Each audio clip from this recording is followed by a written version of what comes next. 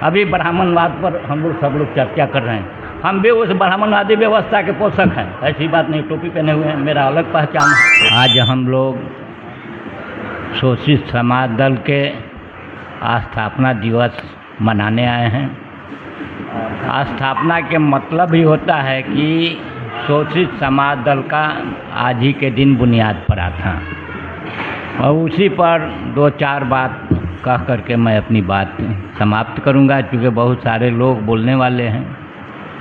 आज के इस सभा में उपस्थित तमाम शोषित समाज को चाहने वाले लोगों और मंच पर बैठे और ख़ासकर हमारे राष्ट्रीय अध्यक्ष रामचंद्र कटियार जी और काफ़ी सक्रिय शोषित समाज दल में अखिलेश बाबू, आप लोगों का प्रयास शोषित समाज दल को आगे बढ़ाने में रहा है। और मैं तो उस समय से काम कर रहा हूँ जब प्रोफेसर जयराम बाबू थे और हर जगह हमको साथ खींच करके ले चलते थे। आज के मीटिंग में कुछ सीखने का मौका मिल रहा है और हम लोग चाहते हैं कि लोग बोलें और उस बात को फॉलो करें। हम लोग आंदोलन क्यों नहीं हो रहा है, सवाल ये है। इतनी अच्छी नीति, सिद्धांत, कार्यक्रम, फिर भी आंदोलन नहीं। और समाज उन पूंजीवादी ब्राह्मणवादी नीतियों का गुलाम बना हुआ है, जिसका वर्तमान में जो चुनाव हुआ वो जीता जागता उदाहरण है। एक तो जाति सीढ़ीनुमा बनाया गया, ब्राह्मण है, क्षत्रिय है, वैश्य है, उससे उसको नफरत है, उसको उससे नफरत है, लेकिन सत्ता जब नज़दीक आती है तो सब एक हो जाता है। उसी तरह से हमारे यहाँ पूंजीवाद सीढ़ीनुमा बना हुआ है। जात के जो पूंजीवाद हैं वो अपने जात के अपने साथ नहीं बैठाना चाहते हैं। जिस तरह से समाज में नफरत पैदा किया कि ब्राह्मण है तो राजपूत को अपना नहीं समझता है, राजपूत है तो वैश्य को नहीं समझेगा। उसी तरह से पूंजीवादी व्यवस्था जातिवादी से ज़्यादा हमला कर रहा है कि ये देश का लोकतंत्र ही ख़त्म करना चाहता है, जिसका ये चुनाव प्रमाणित है कि एक पूंजीवादी नेता आता है और पूंजी के बल पर समाज को खरीद करके जीत जाता है। अब सवाल जनता हम लोगों से करता है कि आप लोग 30 साल से 40 साल से पार्टी चला रहे हैं, एगो विधायक नहीं बना पाते हैं, एक वार्ड काउंसलर नहीं बना पाते हैं, लेकिन कौन वार्ड काउंसलर बनाएगा, कौन विधायक बनाएगा,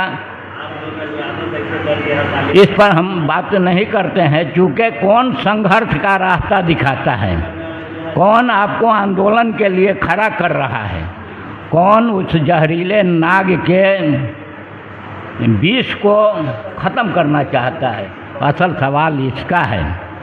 आज़ादी आई, आज़ादी चली जाएगी, फिर देश गुलाम होगा, फिर हम लोग गुलाम बन के रहेंगे। सवाल यहाँ पर है।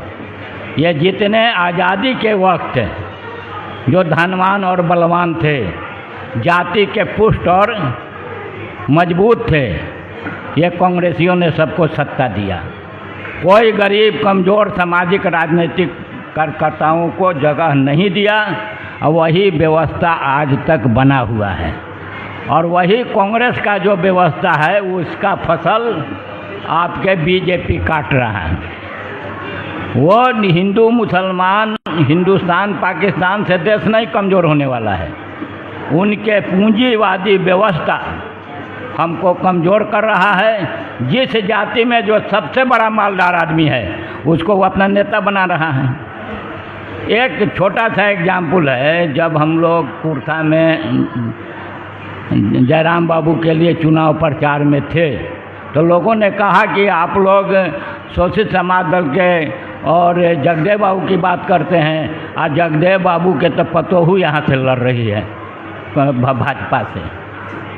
तो ये जब व्यवस्था बना रहेगा तो ये देश मजबूत नहीं होने वाला है। आज अगर किसी जात का नेता को, चाहे वो कितना घटिया हो, अपराधी हो, बलात्कारी हो, समाज का दुश्मन हो, लेकिन सारे लोग उसके यहाँ दरबार लगाना शुरू कर देते हैं। इसका एग्जाम्पल है, अखिलेश बाबू को मैंने कहा था कि जिसको आप नेता बना रहे हैं उसको परखिए, ये पूंजीवादी व्यवस्था के पोषक है और ये आपका नहीं होगा। नतीजा इन्होंने कहा, हम लोग सब लोग लब्बैक कहे। वो आदमी क्या 2 दिन धोखा दिया। एक दिन तो पहले मिलने गया और दूसरा दिन जा कर के बिक गया, कहा कि हम भारतीय जनता पार्टी के कैंडिडेट को जिताएंगे। तो ये भी हम लोगों को परखना पड़ेगा। हम बड़े लोगों को मंच पर बैठा लेते हैं, लेकिन जो मेरा ईमानदार करता है, जो रात दिन पार्टी और समाज के लिए काम करता है, उसको हम मान सम्मान नहीं देना चाहते हैं, तो हमारा आंदोलन मजबूत नहीं होगा। ये पूंजीपति लोग इसलिए मंच पर आते हैं कि उनको मान सम्मान मिले, माला पहने। कल पेपर में नाम छप गया, हमारे मीडिया भाई वाले थोड़ा दिखा दिए, तो वो जा कर के कल किसी पार्टी में मिल जाएगा। आंदोलन उसी के हाथ होगा जो ईमानदार होगा, सच्चा होगा, त्यागी होगा और पार्टी के प्रति ईमानदार होगा, तब आंदोलन होगा। वरना हम लोग आंदोलन करते करते मर जाएंगे, फिर भी इस समाज को, दुखियारा समाज को दुख का हरण नहीं होगा।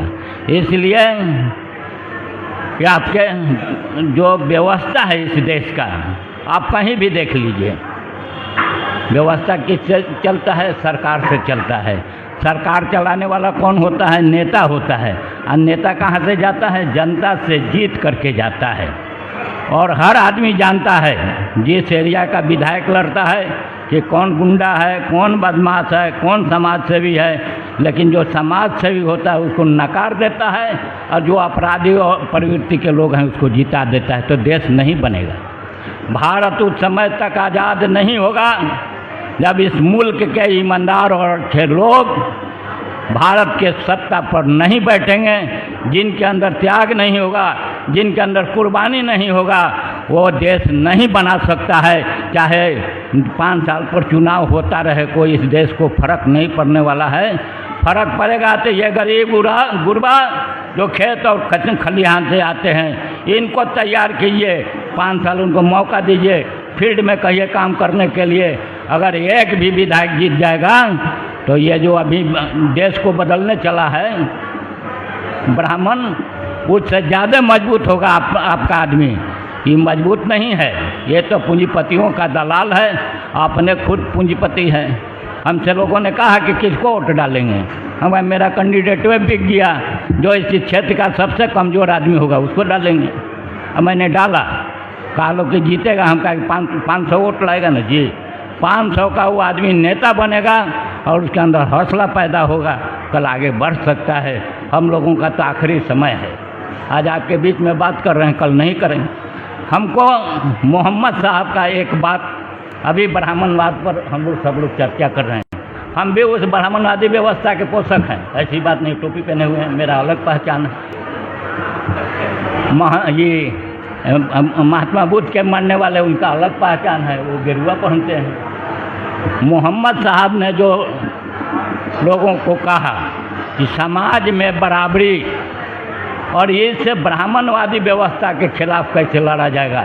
एक व्यक्ति जिसने ब्राह्मणवाद के खिलाफ अरब में जंग छेड़ा, उनको घर से निकाल दिया गया, शहर कर दिया गया। लेकिन उन्होंने कहा कि जब तक अपने हाथों से बनाए हुए देवी देवता का पूजा करते रहोगे, तुम्हारा कल्याण नहीं होगा।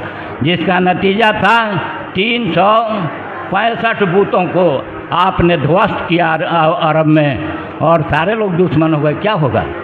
आज राजनीति में हम लोग नहीं कामयाब है, लेकिन कहीं भी चर्चा होगी तो वहाँ डॉक्टर महबूब आलम अंसारी का नाम जरूर आएगा।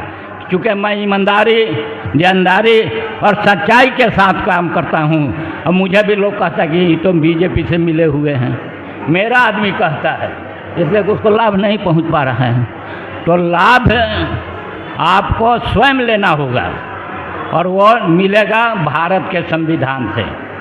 संविधान ने आपको आज़ादी दी है, और उसी आज़ादी पर देश के पूंजीवादी राजनैतिक लोगों का हमला हो रहा है। और राजनीति को सुधारने के लिए जात नहीं होता है। अगर एक व्यक्ति ईमानदार खड़ा हो जाता है तो बदलाव आ जाएगा, और रंग बदलने से बदलाव नहीं आने वाला है। अभी यहाँ एक हमारे खान सर हैं, वो सब कुछ करते हैं, आज फंस गए ना। तो आप जहाँ हैं वहाँ मजबूती से रहिए, लेकिन इस समाज के अंदर जो बुराइयाँ हैं, जो बेरोजगारी है, जो भ्रष्टाचार है, जो हॉस्पिटल सरकारी हॉस्पिटल में काम नहीं हो रहा है, स्कूल में सही पढ़ाई नहीं हो रहा है, सड़कों पर चलने के लिए रास्ता नहीं है, नाला पानी बहता है तो गंदा पानी निकलता है। इस व्यवस्था के खिलाफ हम लोगों को लड़ना होगा, और जनता तब हम लोगों को साथ देगा। और शोषित समाज दल के आंदोलन को बताने की ज़रूरत नहीं है। शोषित कहने का मतलब ही होता है एक आंदोलन, और ये आंदोलन आपके दो लोगों ने खड़ा किया, बिहार से जगदेव बाबू खड़ा किए, वहाँ से वर्मा जी खड़ा किए। अब हम लोग अपने अंदर ताक झांक करें कि हम कितने ईमानदार हैं शोषित समाज के प्रति। हम कहाँ हैं?